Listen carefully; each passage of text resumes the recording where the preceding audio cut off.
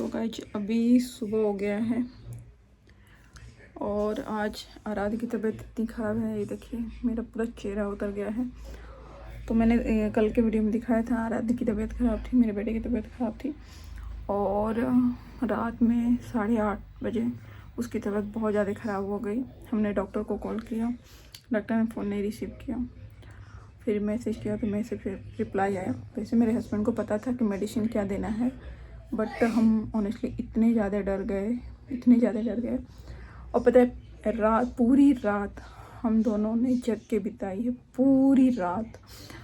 और आज पता चला कि रात कितनी लंबी होती है और इंतज़ार कितना मुश्किल होता है। एक एक पल डर के मारे मतलब बीत नहीं रहा था रात। आराध्य को 103 फीवर और फीवर के साथ उसको हाई कंजेशन था, वोमिटिंग हो रही थी। मतलब इतनी डरावनी रात आज की बीती है हमारी, तो हम दोनों हस्बैंड वाइफ। मतलब सुबह जब हुआ है ना, तो सुबह की जो रोशनी थी हमारी आंखों में चुभ रही थी। एक होता है थोड़ा सा सो लिए, ऐसे भी नहीं हम लोगों ने किया था, पूरी रात जग के बिताई है। और ऑनेस्टली मुझे पता है कि जो माएँ होती हैं या फिर जो पेरेंट्स होते हैं, ऐसा नहीं सिर्फ मैं नहीं जगी हूँ, मेरे हस्बैंड भी जगे हैं। और आराध्य की तबीयत ख़राब थी और मैं इतनी परेशान थी, मैंने भी उनको बहुत परेशान किया क्योंकि मैं इतना डर गई थी कि एक तो उसकी तबीयत ख़राब, वो परेशान थे, उसका ट्रीटमेंट करना, मेडिसिन बाहर से लेके के आना, और ऊपर से मैं इतनी पैनिक हो गई थी।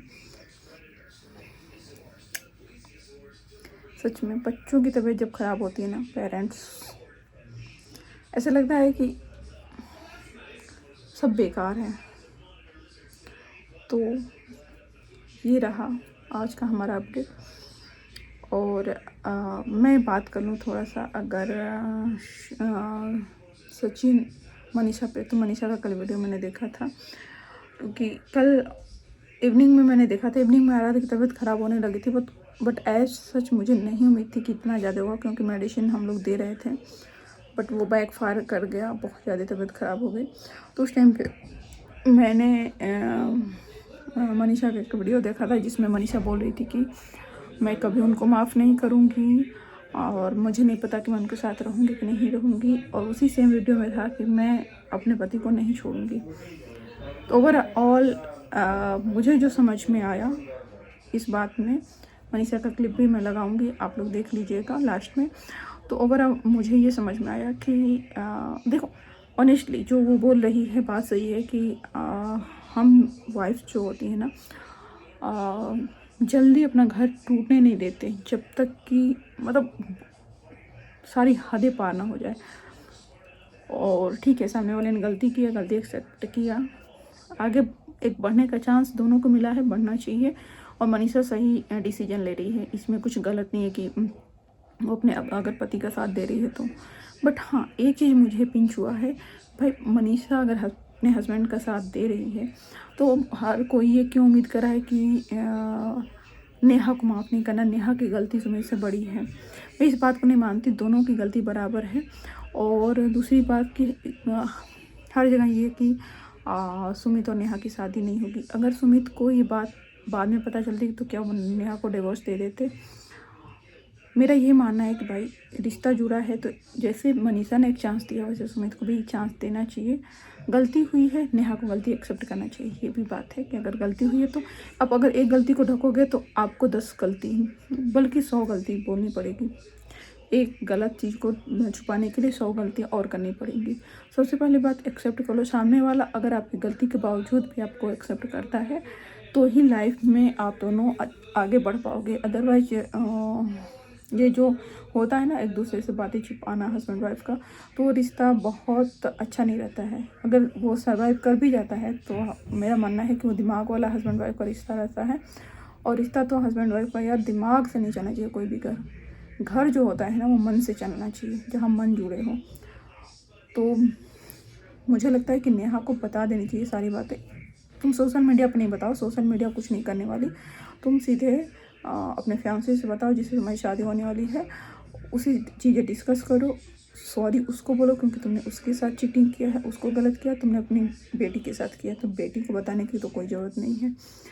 और एक और चीज़ यार, जो भी सचिन और मनीषा कर रहे हैं ना, चैट वगैरह नहीं दिखाओ, क्योंकि उसकी बेटी के ऊपर ये असर आएगा।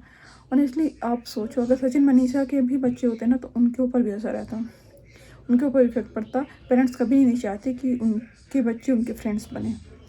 उसी तरह से नेहा की बच्ची पे इस चीज़ का बहुत इफेक्ट पड़ेगा।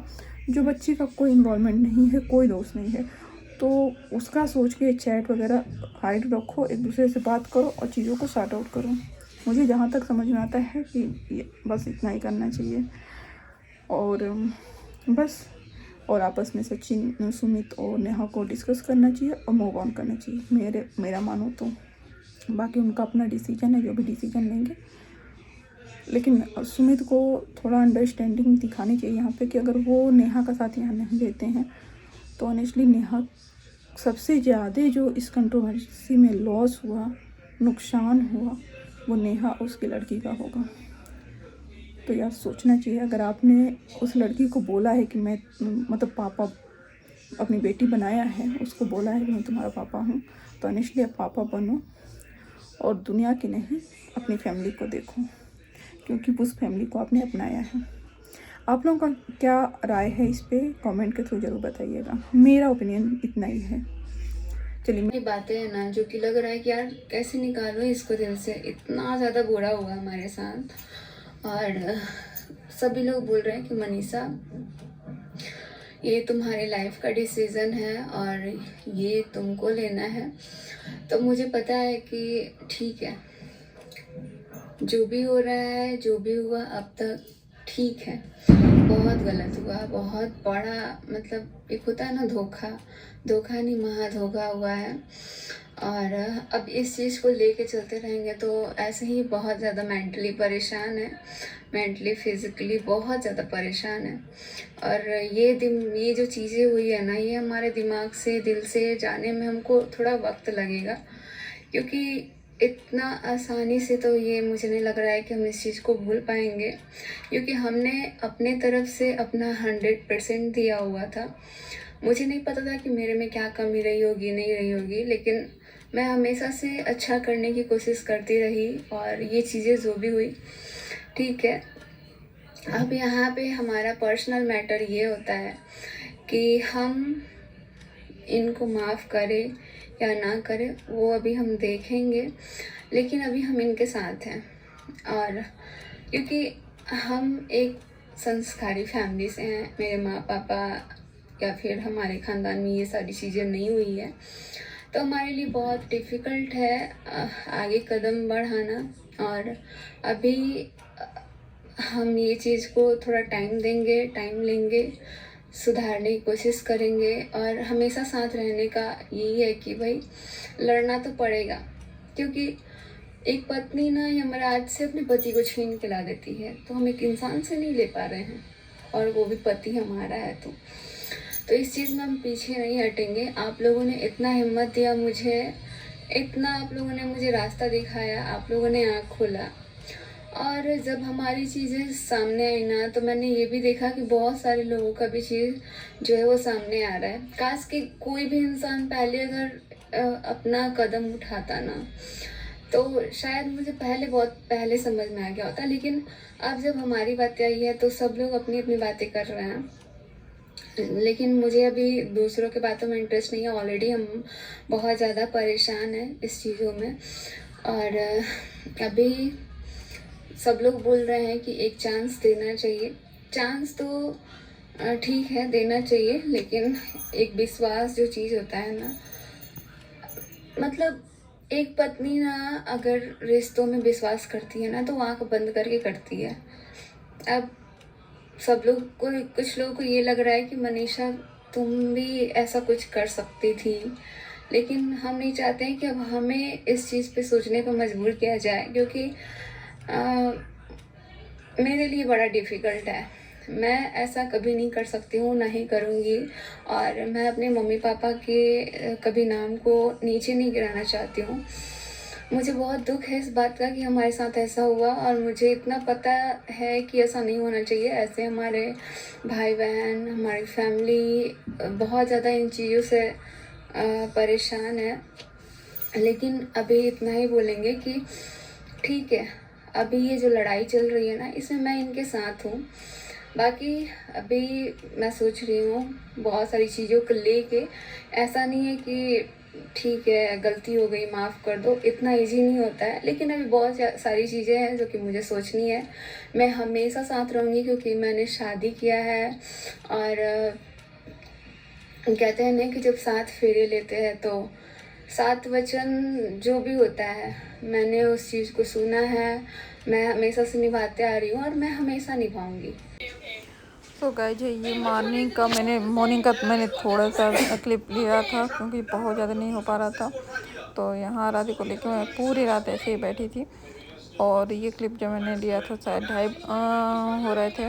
अभी मैं दिखाऊंगी आप लोगों को अलेक्सा में टाइमिंग, और इसके बाद फिर ये भी मन नहीं था क्लिप लेने का, बस मोबाइल मेरे हाथ में था तो मैंने बना लिया था, तो वो मैं दिखा रही हूँ। और यहाँ उसको इतना कंजेशन था तो मैं विक्स का थोड़ा स्मेल करा रही थी क्योंकि नोज ब्लॉक हो रहे थे। तो इतना फ़ायदा तो नहीं हो रहा था, बट हाँ थोड़ा सा वो जब मैं विक्स दे रही थी तो वो मुंह से नहीं नाक से सांस ले रहा था।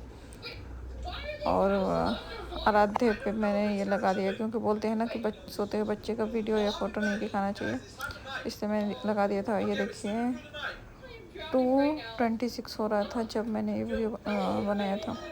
इसके बाद मैंने कुछ नहीं बनाया, और अभी भी मुझे इतनी नींद आ रही है, बट इतना टेंशन है मुझे कि अभी भी नहीं सो रही हूँ। पता नहीं क्या होने वाला है, बस वो ठीक हो जाए। चलिए मिलते हैं नेक्स्ट वीडियो में।